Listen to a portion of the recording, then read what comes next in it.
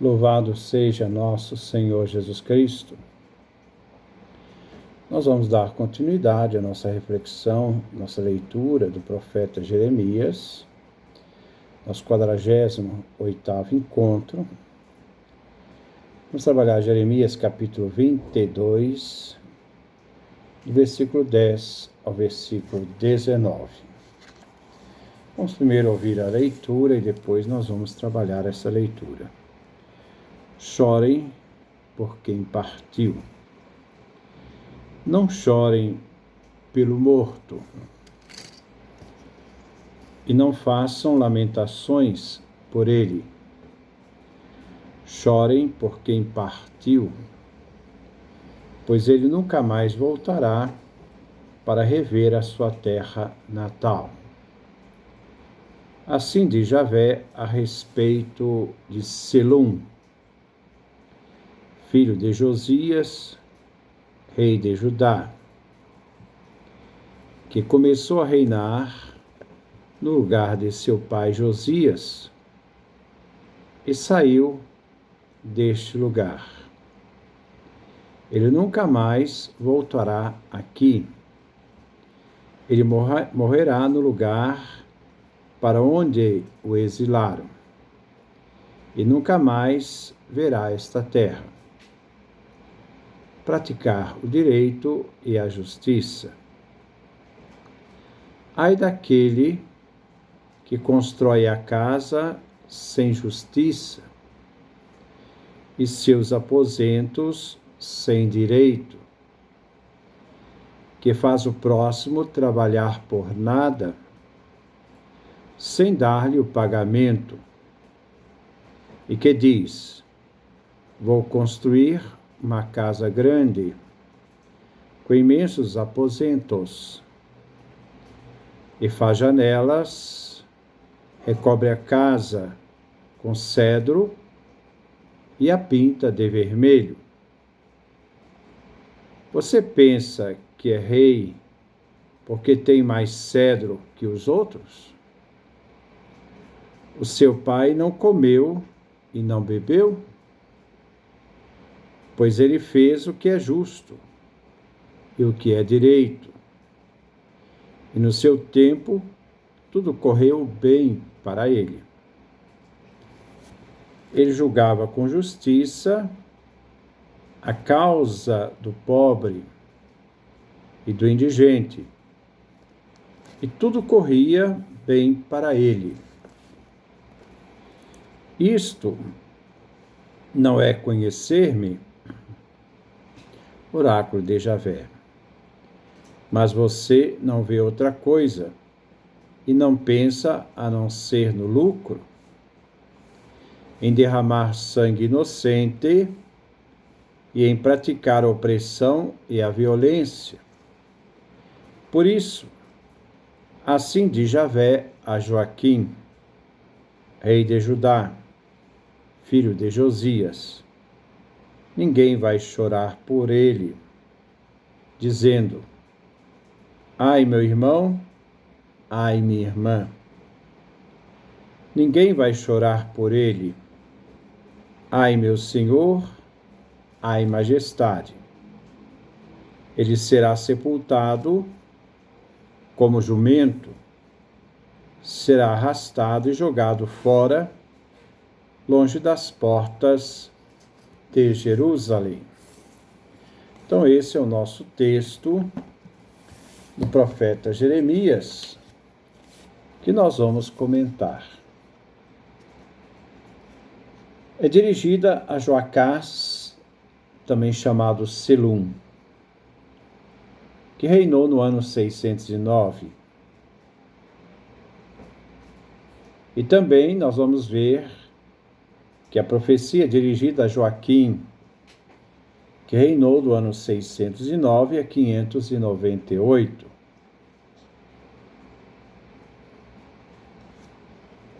Isto é, apresenta esses versículos a acusação contra Joaquim, acusado de proceder com desabusado egoísmo, com muito egoísmo, somente por interesses pessoais. Então, repetindo, acusado de proceder com abusado egoísmo, somente por interesses pessoais, desfrutando a posição do poder do rei com prejuízo dos trabalhadores, como nós encontramos no livro do profeta Jeremias, capítulo 22, do versículo 13, 14, depois versículo 15 e 16. Ele se mostra diferente do seu pai Josias,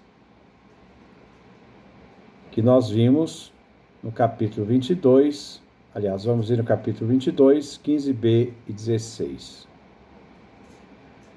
E atrai sobre si uma punição de uma sepultura sem lamento e com profanação. Capítulo 22, versículo 18 a 19. Ao morrer Josias, Joacás o sucedeu no trono, mas ele foi deposto por Faraó do Egito e levado cativo, onde viveu e morreu em terra estrangeira. O Faraó deixa no trono o outro filho de Acás, chamado Joaquim, um homem implacável, ganancioso. Ora, o morto que se refere aqui nesse texto é o rei Josias, que é pai de Joacás e pai de Joaquim. Joacás Selum reinou no ano 609. Versículo 10. Não chorem pelo morto, não façam lamentações por ele, chorem por quem partiu, pois ele nunca mais voltará a rever a sua terra natal. O morto aqui, eu dizia, é o rei Josias. Novamente, reinou do ano 640 a 609. Seu filho Joacás Selum subiu ao trono e foi destituído pelo faraó, que nomeou então Joaquim como rei de Judá. O faraó levou Joacás cativo para o Egito e este morreu em terra estrangeira. E para ele se deve reservar as lágrimas. No final, o próprio Jeremias também será forçado a ir ao exílio no Egito. O profeta Jeremias vai morrer no Egito e não deixará descendência. Versículo 11. Assim diz Javé a respeito de Salum, filho de Josias, rei de Judá, que começou a reinar no lugar de seu pai Josias e saiu deste lugar. Ele nunca mais voltará aqui. A mensagem de Javé pelo profeta se dirige então ao rei de Judá, apenas eleito. Ele vai ao exílio, jamais voltará a ver Judá. Versículo 12. Ele morrerá no lugar para onde o exilaram e nunca mais verá esta terra. Isto é, ele vai morrer no Egito e nunca mais retorna à terra de Judá. O destino dele, então, é morrer no Egito. O profeta transfere o luto da morte do rei Josias para Joacás Salum, aquele que partiu. Seu reinado durou 3 meses. Deposto pelo faraó Necal, nós encontramos esta referência no segundo livro de Reis, do capítulo 23, do versículo 31 a 33, repetindo, capítulo 23, versículo 31 a 33, que diz: Joacás tinha 23 anos quando subiu ao trono e reinou 3 meses em Jerusalém. Ele fez o que Javé reprova, como haviam feito seus antepassados. O faraó Necal prendeu Joacás em Rebla, no país de Emat, para que não reinasse mais em Jerusalém.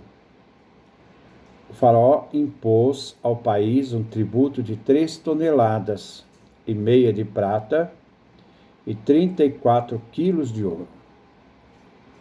Colocou no trono Eliacim, filho de Josias, em substituição ao seu pai Josias, mudando o nome dele para Joaquim.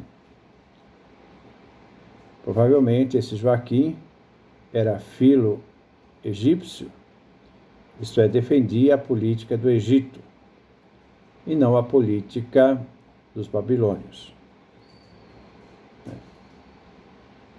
E aí, o faraó Necal levou Joacás para o Egito e ele morreu lá no próprio Egito, no exílio. Praticaram o direito e a justiça. Agora é dirigido a Joaquim, que sucedeu seu irmão. Versículo 13. Ai daquele que constrói a sua casa sem justiça e seus aposentos sem direito, que faz o próximo trabalhar por nada, sem dar-lhe o pagamento. A denúncia aqui é um crime do rei. O profeta Jeremias nos dá uma admirável lição teológica. O rei faz os trabalhadores trabalharem sem nada receber. Isto se opõe à própria legislação do livro do Levítico, que no capítulo 19, versículo 13, diz: Não oprima o seu próximo, nem o explore, e que o salário do operário não fique com você até o dia seguinte. Joaquim foi um déspota, que rejeitou as reformas do seu pai. O ataque vai então aos palácios luxuosos do rei, construídos em cima de sangue e suor dos trabalhadores. Cabia ao rei observar a Torá, a lei, e agora ele vem acusado de violar a própria lei. Versículo 14. É que diz: Vou construir uma casa grande com imensos aposentos e janelas, e recobrir a casa com cedro e com tinta de vermelho, e pintar de vermelho. Joaquim construiu no palácio salões para cerimônias aos moldes dos palácios egípcios, em novos andares acrescentados ao palácio. Versículo 15. Você pensa que é rei porque tem mais cedro que os outros? O seu pai não comeu e não bebeu? Pois ele fez o que é justo e o que é direito, que no seu tempo tudo correu bem para ele. Um homem come e bebe. Um rei administra a justiça. Basta ao rei se manter, comer e beber, e deve dedicar o resto de suas forças para administrar a justiça. Comer e beber se opõem aos alardes das construções luxuosas.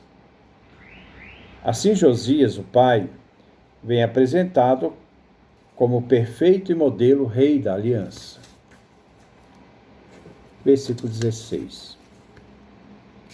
Ele julgava com justiça a causa do pobre e do indigente. Tudo corria bem com ele. Isso não é conhecer-me? oráculo de Javé.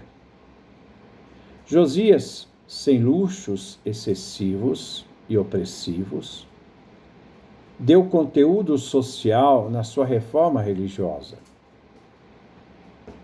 Porque Josias demonstrou conhecer a verdade do Senhor. Ele foi reconhecido. Sua reforma religiosa não apontava para um formalismo litúrgico. Este conhecimento verdadeiro de Deus, pela prática da justiça, era a condição para o rei Josias, como também foi para Salomão. De certo, se pedia um bem-estar material na defesa dos direitos do seu povo. Versículo 17. Mas você não vê outra coisa e não pensa a não ser no lucro, em derramar sangue inocente e em praticar a opressão e a violência. Se o coração deve ser dado todo a Deus, Joaquim não pode dar dele nenhuma parte. E assim ele também não pode ser justo, pois ele entregou sua vida inteira ao lucro e à riqueza. Ele tinha obsessão com a riqueza. O dinheiro se tornou seu Deus e não pôde reconhecer Javé. Ele tem,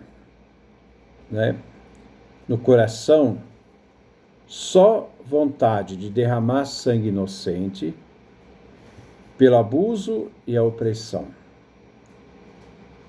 O exemplo é o homicídio de Uriahu, que nós encontramos no profeta Jeremias, capítulo 26, versículo 23. Profeta que profetizou contra Jerusalém e o país. O rei mandou trazê-lo do Egito. Eles trouxeram então Uriahu, isto é, Urias, do Egito, e o levaram até o rei Joaquim. O rei mandou matá-lo a fio de espada e jogar seu corpo na vala comum. Além disso, Joaquim favorecia a idolatria e perseguiu os profetas autênticos, como também perseguiu Jeremias. Versículo 18. Por isso, assim diz Javé a Joaquim, rei de Judá, filho de Josias: ninguém vai chorar por ele, dizendo: ai, meu irmão, ai, minha irmã. Ninguém vai chorar por ele: ai, meu senhor, ai, majestade. O rei desprezado pelo povo certamente verá que esse povo não chorará a sua morte. Aqui Javé pronuncia seu julgamento a Joaquim: ninguém vai lamentar sua morte. Por ser explorador, não terá irmãos que o chorem. Versículo 19. Ele será sepultado como jumento, será arrastado e jogado fora, longe das portas de Jerusalém. Já que ele havia tratado o povo como jumento de carga, agora ele vai morrer como um jumento. Parece que Nabucodonosor profanou a sua tumba e dispersou seus restos. Embora se sabe, que quando ele morreu, ele teve um enterro normal. Mas depois o próprio Nabucodonosor vai, então,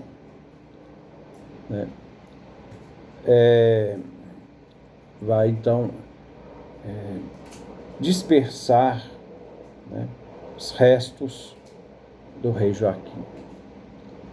Ora, tudo isso, tudo aquilo que nós vimos hoje, mostra que as profecias do profeta Jeremias são dirigidas diretamente a dois reis que sucederam o rei Acás. Joacás Selum, que o faraó Necal levou para o exílio no Egito, e Joaquim, que era um ganancioso, também chamado Joacás, Joaquim ganancioso, que só pensava em crescer o seu lucro, que explorava o trabalhador, não pagava o seu salário, era trabalho escravo, e construía sua riqueza em cima da injustiça, quebrando o código da aliança de que o rei é o administrador da justiça por excelência. Então, são acusações graves, além de incentivar a idolatria e o derramamento de sangue de inocentes. Que Deus nos dê a sua graça, a sua bênção, sua face resplandeça sobre nós.